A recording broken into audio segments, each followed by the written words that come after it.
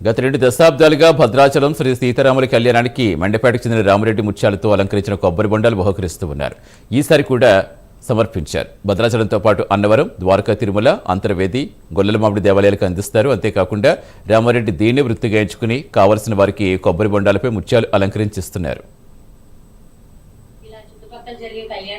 భద్రాచలంలో జరిగే రాములవారి కళ్యాణానికి 2000 సంవత్సరంలో 2 కొబ్బరి బొండాలు శ్రీరాముడు సీతాదేవి రాసిచ్చి అప్పటి నుండి పట్టు వదలకుండా ఆ స్వామివారి కళ్యాణానికి 3 నెలల ముందు పెద్ద కొబ్బరి బొండాలు జిల్లాలో ఈ స్వామివారి పెళ్లిళ్ళందరికీ మన తెలుగు రాష్ట్రాల్లో పెద్ద కొబ్బరి బొండాలు సేకరించి ఉచితంగా ఆ కొబ్బరి బొండాల మీద శంకు చక్రనామాలు చిత్రించి ఆ కళ్యాణ టైంకి కుటుంబ సమేతంగా పట్టుకుని వెళ్ళి ఇవ్వడం జరుగుతుంది.